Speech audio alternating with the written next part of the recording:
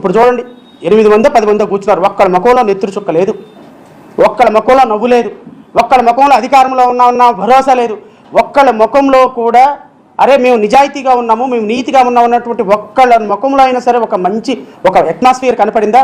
మొత్తానికి ఆ కూర్చున్న వాళ్ళ మొత్తం ముఖాల్లో చూస్తే నెత్తురు చుక్కలేదు ముఖం మీద.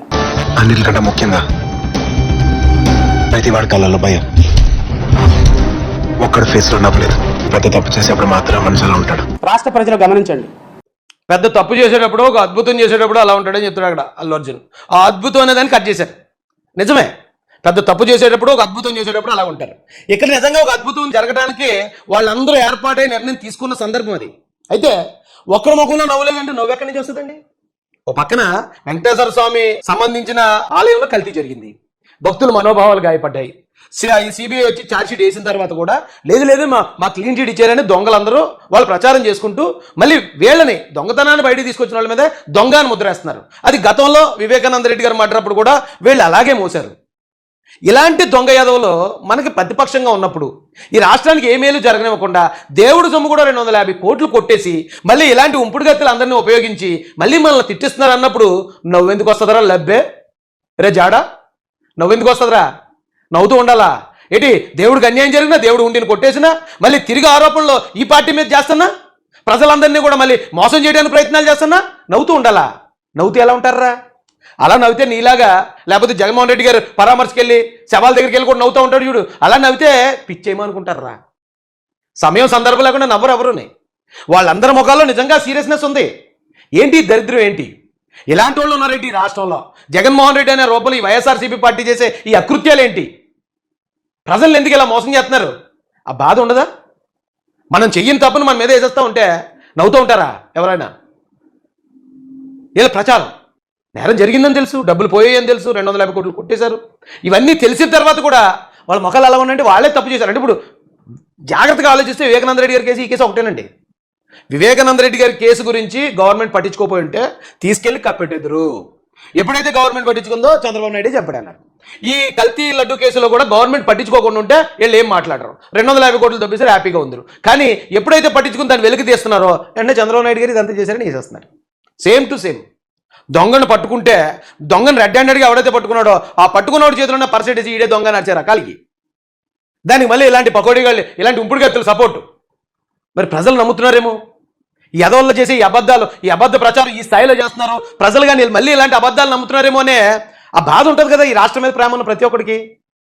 ఆ బాధలో వాళ్ళు అలా ఉండటం తప్పలేదు కదా. ఏంటో ఈ దరిద్రం అని చెప్పి నవ్వుతూ కూర్చోలా ఏంటి? మీరు ఇన్ని ఎదవపనులు చేస్తూ ఉంటే అధికారంలో ఉన్న వాళ్ళు నవ్వుతూ కూర్చోలా అంటాడండి. ఇలా ఈ ఉంపుడు గతిగాడు అన్న మాటలు అయ్యి అంటే ఇదే ఉంపుడు గతిగాడు ఇంకోటి అన్నాడు. ఇక్కడైతే ఏకంగా ఆర్థిక శాఖ మంత్రి పయ్యావుల కేశవ్ గారి గురించి మాట్లాడుతుంది ఉంపుడు గత్తె. ఈ సిట్ దాన్ని తర్వాత ఎన్డీఆర్ఐకి సంబంధించినటువంటి దానికి పంపితే వాళ్ళు ఏమన్నారు, at present we do not have the methodology to check the presence of the animal fat like tall or fish oil. మాకు ఈ రెండింటిని చెక్ చేసేటువంటి సామర్థ్యం లేదని. ఒకవైపు ఎన్డీడీబీ కాఫ్ ఇచ్చినటువంటి రిపోర్ట్ లో ఇవి జంతువు కొవ్వు కలిసేటువంటి అనుమానం ఉంది, అవకాశం ఉంది అనే అనుమానాస్పద వ్యక్తులు అక్కడ రిపోర్ట్ వస్తుంది. కానీ ఎన్డీఆర్ఐలో ఈ రిపోర్ట్ ఎన్డీటీవీలో వచ్చింది అనేది ఇదేనండి. ఇది ఆల్రెడీ చూపించాను నేను. ఎన్నిసార్లు చూపించాలి మరి వీళ్ళు చేసి తప్పుడు ప్రచారానికి? ఇదిగో ఇందులో బీఫ్ టాలో ఉందో లాట్ ఉందని వచ్చింది ఆల్రెడీ ఎన్డీటీవీ. ఆయన అదే అన్నారు, ఎవరో కేశవ్ గారు అన్నమాట అదే. సామర్థ్యం లేదు పరీక్షలు చేసే అనేటువంటి వాళ్ళ రిపోర్ట్ని పట్టుకుని జగన్మోహన్ రెడ్డి గారు బయట మాట్లాడతారు. ఎన్డీటీవీ గుజరాత్ లో వీళ్ళు ఒక ఇన్స్టిట్యూషన్ లో దీన్ని పరిశీలించి వెతుకోవచ్చిందని ముఖ్యమంత్రి ఉప ముఖ్యమంత్రి గారు స్టేట్మెంట్ ఇచ్చారు. ఇప్పుడు సిట్ వచ్చిన తర్వాత సిట్ ఏం చేసింది? ఐసీఏఆర్ ఎన్డీఆర్ఐ కర్నల్ హర్యానాకి పంపించారు. అసలు దీంట్లో యానిమల్ ఫ్యాక్ట్ ఉన్నాయా లేవా? ఎందుకంటే ఎన్డీడీబీ రిపోర్టు, గవర్నమెంట్ రిపోర్ట్ పంపించినటువంటి శాంపిల్ ప్రకారం వీళ్ళు చెప్తున్నది ఏంటి అంటే ఎన్డీడీబీ రిపోర్టు గుజరాత్ వాళ్ళు నాకు ఇవన్నీ ఉన్నాయని కన్ఫర్మ్ చేశారు కాబట్టి మీరు మాట్లాడా, నాదేం తప్పు లేదు అని శుద్ధపసు కబుర్లు ఎవరైతే ముఖ్యమంత్రి ఉప ముఖ్యమంత్రి రే కీప్ అది శుద్ధపసు కబుర్లు ఏంటిరా? ఆల్రెడీ ఎన్డీడీబీ ఇచ్చిందే కదా చెప్పారు వాళ్ళు. సిబిఐ కూడా ఏం చేసిందంటే ఎన్డీడీబీ గతంలో ఇచ్చిన రిపోర్ట్ పంపించారు అక్కడికి ఎన్డీఆర్ఐకి. ఇగో గతంలో ఎన్డీడీబీ లాగా ఇచ్చింది, మరి మీ పరిస్థితి ఏంటి? అది సిబిఐ ఛార్జ్షీట్లో కూడా పెట్టింది కదా. రా కీప్, జగన్ గారు కీప్ పెట్టింది కదా, అది నీకు తెలుసు కదా. నువ్వు ఎంత చవటవన్నా ఎంత దద్దమైనా నువ్వు చదువుకున్నావు కదా. నువ్వు ఇప్పుడు ఎంత ఎదవన్నా కావచ్చు, ఒకప్పుడు గౌరవప్రదమైన స్థానంలో కూర్చున్నవాడు కదా నువ్వు. ఇప్పుడు నువ్వు కీప్గా మారిన తర్వాత రూల్స్ అన్ని మార్చేసేవాడు కీప్. ముఖ్యమంత్రి చెప్తున్నారో ఇది కరెక్టా కాదా అని దీనికంటే బెటర్ గా ఉన్నటువంటి ఇంకో ల్యాబ్, ఈ ల్యాబ్ హర్యానాలో ఉంటుందండి. దీని పేరు ICAR NDRI ఇన్స్టిట్యూషన్. దీనికి పంపిస్తే ఈ 4 ఐటమ్స్ లో ఎక్కడా కూడా పంది కొవ్వు ఎద్దు కొవ్వు అవశేషాలు ఉన్నట్టు. నువ్వు గతంలో పట్టుకుని వచ్చేవాడు కదా, ఆధారాలు పట్టుకొచ్చేవాడు కదా, ప్రతిదీ కూడా ఆన్ పేపర్ మాట్లాడేవాడు కదా, మరి ఇప్పుడు ఎందుకు ఆ ఛార్జ్షీట్ పట్టురాలేదురా కీప్? ఆ ఛార్జ్షీట్ పట్టుకొచ్చి దానిలో ఇక ఎలా చెప్పారు సిబిఐ వాళ్ళని చూపించాలి కదా నువ్వు. అది చూపించకుండా నీ సొల్లు మాటలేంటి, నోటికి ఏదొస్తే అది వాగటం ఏంటి? ఏంటి ఈ అక్రమ సంబంధాలు ఏంట్రా బాబు? నీకు పార్టీ ఉంది కదరా, ఒకవేళ పార్టీ లేదనుకో ఆ పార్టీని ముగిస్తే నువ్వు వైసీపీలో జాయిన్ అయిపో, గౌరవంగా ఉంటుంది.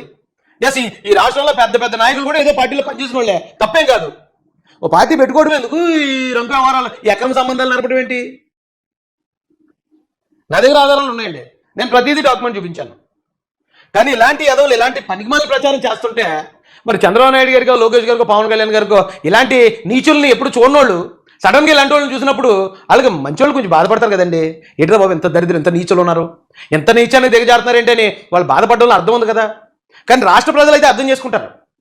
చంద్రబాబు నాయుడు గారు, లోకేష్ గారు, పవన్ కళ్యాణ్ గారి వాళ్ళు ఎందుకు బాధపడుతున్నారో రాష్ట్ర ప్రజలకు తెలుసు. లేవు అని ఇచ్చారు. పయ్యావుల కేశవ్ గారు చెప్తారు, హర్యానాలో ఉన్నటువంటి టెస్ట్ చేసేటువంటి దానికి ఈ పంది కొవ్వు ఎద్దు కొవ్వు కలిసింది అని చెప్పే టెస్ట్ చేసే ల్యాబొరేటరీకి ప్రాపర్ ఎక్విప్మెంట్ లేని కారణంగా వాళ్ళు అలాంటి రిపోర్ట్లు ఇచ్చారని గౌరవ ఫైనాన్స్ మినిస్టర్ ఈ రోజు ప్రజలకు అబద్ధాలు చెప్పే ప్రయత్నం చేశారు. నేను ఊరికి అది అబద్ధం అంటున్నాడండి వీడు. ఇది డైరెక్ట్గా ఛార్జ్షీట్లో ఉన్నదే. ఛార్జ్షీట్లో వేసిన పేజీలో 35వ పేజీలో ఉంది. ఈ డేట్లో ఆల్రెడీ మొన్న కూడా చెప్పాను నేను. 6/7/2024లో 2 ట్యాంకర్లు, 12/7/2024లో ఫార్వర్డెడ్ NDDB కాఫ్ lab, TTD received the NDDB కాఫ్ టెస్ట్ రిపోర్ట్ ఆన్ 16/7/2024న 23/7/2024న respectively which shows ghee adulteration with vegetable and animal fat ఉందని వచ్చింది, ఆ రిపోర్ట్ వచ్చింది అని ఇప్పుడు సిబిఐ వేసిన దాంట్లో ఉంటే ఆ అబద్ధం అన్నాడు. మరి ఏం చేయాలండి ఇలాంటి ఉంపుడు గత్తులు గడిని? ఏం చేయాలి ఇలాంటి కిప్పిగల్ని? ఈ అక్రమ సంబంధాలు పెట్టుకునే ఎదవలో ఇంత పబ్లిక్గా వచ్చి అబద్ధాలు చెప్తా ఉంటే మరి వాళ్ళు ఇప్పుడు పయ్యావుల కేశవ్ గారు ఉన్నారు, ఆయన ఎంతో నిబద్ధత కలిగిన వ్యక్తి, ఎప్పుడో ఒక మాట కూడా తోలడు, చాలా పర్ఫెక్ట్గా చాలా నిబద్ధతతో అంతా కూడా డాక్యుమెంట్ ఎవిడెన్స్తో మాట్లాడతాడు. మాట్లాడి అన్యాయం జరిగినప్పుడు అన్యాయం జరిగిందే చెప్పుకొస్తున్నాడు ఆయన ఈ రాష్ట్రం తరపున. అలాంటి వాళ్ళని ఇలాంటి ఉంపుడు గత్తులతో తిట్టుతాడు జగన్. ఈడొచ్చి ఏమంటాడు తెలుసండి, చదువుకున్నావా అంట. ఆయన చదువుకున్నాడు కాబట్టి ఆయన నిజం మాట్లాడాడు. నువ్వు అమ్ముకున్నావు కాబట్టి నిన్ను నీ శరీరాన్ని నువ్వు అబద్ధం మాట్లాడుతున్నారా ఉంపుడు గత్తే? నువ్వు అమ్ముడిపోయావు, నీ శరీరాన్ని నమ్ముకున్నావు, నీ తెలివి నమ్ముకుంటున్నావు. నువ్వు ఒకడికి మరో పార్టీకి ఉంపుడు గత్తిగా ఉన్నావు. నీకు పార్టీ ఉన్నా అఫీషియల్గా నీకేమైనా పొత్తుందా? పోనీ నీకేమైనా ఒక సీట్ 2 సీట్లు ఏమైనా కేటాయించాడే జగన్? ఎందుకు ఈ కాళ్ళు నాకే వ్యవహారం, ఎందుకు ఈ సంకల్ నాకే వ్యవహారం? అది మళ్ళీ అబద్ధాలు చెప్పడానికి. సరదాగా గూగుల్ని అడిగా, NDDB గుజరాత్ లో ల్యాబ్ గొప్పదా, హర్యానాలో ఉన్న NDRI ల్యాబ్ గొప్పదా, ఈ రెండిట్లో ఏది సుపీరియర్ ల్యాబ్ అని చెప్పి నేను ఊరికే గూగుల్ని అడిగా. NDRI ఇండియాలోనే నెంబర్ 2 ల్యాబ్ అంట. అంటే సిట్ వెరిఫై చేయమని ఈ శాంపిల్స్ గూగుల్లో ఒకవేళ ఎవడేది పెట్టినా గూగుల్లో ఉంటుంది, కొన్ని నిజాలు కూడా ఉంటాయి, నేను కాదని అంటలే. కానీ ఇటు గూగుల్ని అడగటం ఏంటి? సిబిఐ ఛార్జ్షీట్ ఎదురుగా ఉండగా సిబిఐ ఛార్జ్షీట్ని అడిగితే చెప్తుంది కదా. గూగుల్ని అడగటం ఏంటి, యూట్యూబ్ని అడగటం ఏంటి, ట్విట్టర్ని అడగటం ఏంటి? అసలు దీనికి సంబంధం ఉందండి ఏమన్నా? ఇదిగోండి వాళ్ళు వేసిన ఛార్జ్షీట్లో ఉన్నది. ఇది dated 72 samples analysed using PCR based method. అందులో అనలైజ్ చేశారట. ఇక్కడ ఏమన్నాడు, but not detected lot in any of the 4 samples. అంటే మాకు లాట్ కనపడలేదన్నాడు, నిజమే, పందికో కనపడలేదు అన్నాడు. కానీ వాడే ఇక్కడ ఏమన్నాడండి, ఇక్కడ చూడండి, లిమిట్ డిటెక్షన్ LOD 10% పైన ఉంటేనే మేము చేయగలం. ఒక 100 గ్రాములు ఉన్న దగ్గర ఒక 10 గ్రాముల కన్నా ఎక్కువ కలిస్తేనే కలిపి వాళ్ళు కనిపెట్టగలరట. ఇక లిమిట్ అడి క్లియర్గా ఇచ్చాడండి. ఇక చూడండి, డిటెక్షన్ లిమిట్ 10% కన్నా పైన ఉంటేనే క్లియర్గా ఉంది ఇక్కడ. అదే చెప్పాడైనా పయ్యావుల కేశవ్ గారు చెప్తే అది అబద్ధం చెప్పాడని వీడు నోటు మాటతో చెప్పేస్తున్నాడు. ఈ కీప్గడ్ నోటు మాట, ఏ ఎవిడెన్స్ లేదు, జస్ట్ నోట్తో చెప్పేస్తున్నాడు అంతే. ఆ పయ్యావుల కేశవ్ గారు అబద్ధం చెప్పారు, నేను చెప్పింది ఆయనేమో ఆధారంతో అక్కడ డాక్యుమెంట్ ఎవిడెన్స్తో ఆయన చెప్తాడు. ఈ బోగడు వచ్చి ఏమి లేకుండా నోటితో చెప్పేస్తాడు అబద్ధాన్ని. మరి ఇలాంటి ఎదవలు ఉన్నప్పుడు బాధపడతారు కదండి, వాళ్ళ మనసు బాధ కలుగుతుంది కదా. వాళ్ళు నిజాయితీగా పనిచేస్తున్నప్పుడు, రాష్ట్రం కోసం పనిచేస్తున్నప్పుడు తప్పు చేసిన ఎదవలు అంటే, దొంగలు అంటే వాళ్ళే తిరిగి మన మీద బ్లేమ్ వేసేస్తూ ఉంటే మరి బాధ కలకి ఏం జరుగుతుందండి? నవ్వు వస్తుందా? ఎందుకు వస్తుంది నవ్వు? ఏమండి, TV9 ఎవరికి అనుకూలంగా పనిచేస్తుందండి? TV9 గతంలో లోకేష్ గారి మీద ఒక తప్పుడు స్టోరీ చేసిందని నేను గట్టిగా ఇచ్చేస్తే నా మీద కూడా కేసు పెట్టారు వీళ్ళు. ఆంధ్రలో 2, తెలంగాణలో 2. అంటే కంప్లీట్ జగన్ గారి కోసమే పనిచేసింది ఇది TV9. అలాంటి TV9 కూడా ఏం చెప్తుందండి? కల్తీ నెయ్యి రిపోర్ట్ పై ఒక విచిత్రమైన వాదన జరుగుతోంది. నెయ్యిలో జంతువుల కొవ్వు కలవలేదు, అదంతా తమ పార్టీపై టీడీపీ వేసిన అభాండం అని వైసీపీ విరుచుకుపడుతోంది. కొవ్వు కలవలేదనే మాటే గాని అది అసలు నెయ్యే కాదు అన్న సంగతి తెలిసిందిగా, దాని గురించి ఎందుకు మాట్లాడట్లేదు? కల్తీ అనే మ్యాటర్ పక్కకెళ్లిపోయి జంతువుల కొవ్వు కలిసిందా లేదా అనే దగ్గరే పోట్లాడుకుంటున్నారు. శ్రీవారి లడ్డూ ప్రసాదంలో కల్తీ నెయ్యి వాడారు అని అనడం కూడా తప్పేనేమో. ఎందుకంటే నెయ్యిలో అదో ఇదో కలిపితే దాన్ని కల్తీ నెయ్యి అంటారు. అది అసలు నెయ్యి కాదు అన్నప్పుడు కల్తీ నెయ్యి అనే మాట తప్పే అవుతుందిగా. సిబిఐ సిట్ ఫైనల్ రిపోర్ట్ ఈ నెయ్యికి ఒక పేరు పెట్టింది, సింథటిక్ ఘీ 0% మిల్క్ ఫ్యాట్ అని. అంటే చుక్క పాలు గాని గ్రాము వెన్న గాని లేకుండా తయారు చేసిన ఒక కెమికల్ నెయ్యి అది. చాలా మంది నెయ్యిని టెస్ట్ చేయడానికి ఒక చుక్క చేతి మీద వేసుకుని దాన్ని రుద్ది వాసన చూసి అసలు అది ఒరిజినల్ కాదు చెప్పేస్తూ ఉంటారు. కానీ తిరుమలకి వెళ్లిన ఆ కల్తీ నెయ్యిని 2 వేళ్లతో రుద్ది చెప్పలేరు. ఎందుకంటే అందులో కలిపింది బీటా కెరోటిన్. అచ్చంగా నెయ్యి వాసన, నెయ్యి రంగునిచ్చే కెమికల్ అది. పైగా ఎసిటిక్ యాసిడ్ ఈస్టర్ ని వాడారు. ఇది కలిపితే క్వాలిటీ టెస్టుల్లో కూడా అది స్వచ్ఛమైన నెయ్యే అనే రిపోర్ట్ వస్తుంది. దీనికి తోడు మోనోగ్లిసరైడ్స్ వంటి రసాయనాలను కూడా కలిపారు. ఇది RM వాల్యూని తారుమారు చేసేస్తుంది. అంటే కల్తీ నెయ్యిని సైతం అసలైన నెయ్యిగా చూపిస్తుంది. ఈ వివరాలన్నీ సిబిఐ సిట్ రిపోర్ట్ లో ఉన్నవి. 2021 నుంచి 2024 మధ్య జరిగిన కల్తీ నెయ్యి చాలండి, ఇంకేమైనా కావాలండి? ఇది నేను అనేవాడిని ఇంతకుముందు 2వ సాక్షి TV9 అని. అంటే అంత విశ్వాసంగా పనిచేసింది జగన్కి. అలాంటి ఛానల్ కూడా ఈవేళ నిజాన్ని ఉన్నట్టు చెప్తుందండి. ఎలాంటి కెమికల్స్ వాడారు, ఎలాంటి యాసిడ్స్ వాడారు, అసలు అందులో పాలుకు సంబంధించింది ఏమీ లేదు. 100% అది కల్తీ అంటాడు. కల్తీ అని కూడా అనకూడదు. అంటే కల్తీ అంటే దాంట్లో 1 లీటర్ పాల్లో 1/2 లీటర్ నీళ్ళు కలిపితే కల్తీ. అసలు అది పాలే కాకుండా వేరే ఏదైనా పదార్థం అయితే నకిలీ, కంప్లీట్ నకిలీగా లేళ్ళు.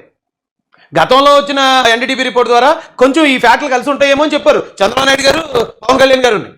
కానీ అంతకన్నా దారుణంగా 100% నకిలీ. ఇది ఎంతో కొంత కలవటం కాదండి, 100% అది నకిలీ పదార్థం, అది కెమికల్ పదార్థం. అప్పుడు ఇంకా అంతకుముందు మాట్లాడిన దానికన్నా పెద్ద నేరం కదా ఇది. అయితే వాళ్ళు తెలివితేటలు మనం మెచ్చుకోవాలి. బాబాయ్ నాళ్ళే లేపేసి చంద్రబాబు నాయుడు గారు చంపేశారని నమ్మించారండి. నమ్మిస్తాం అందరం. అయితే ఇంకోటి ఏంటి, ఇది ఒకవేళ చంద్రబాబు గారు కానీ పవన్ కళ్యాణ్ గారు కానీ 2024 ఎలక్షన్కి ముందు ఎలక్షన్ క్యాంపెయిన్లో కనుక ఈ లడ్డూ విషయం ఇలా మాట్లాడుంటే లేదా ఇలా రాజకీయానికి ఉపయోగించుకున్నారు అనుకుందామండి.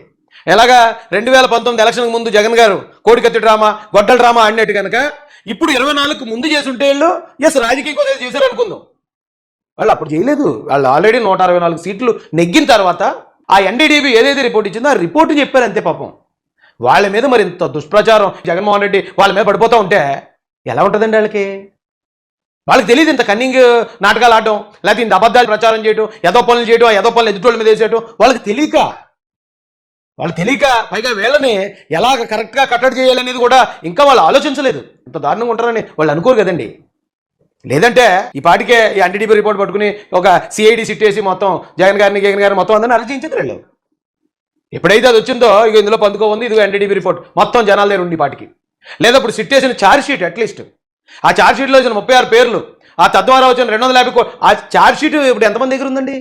ఎంతమంది మాట్లాడారు దాని మీద ఇప్పుడు దాకా? అదే జగన్ అయి ఉంటే ఈ పాటికి ప్రతి ఒక్కడింటికో ఛార్జ్ షీట్ ఇంటింటికి వెళ్ళి గడప గడపకు పంచేది.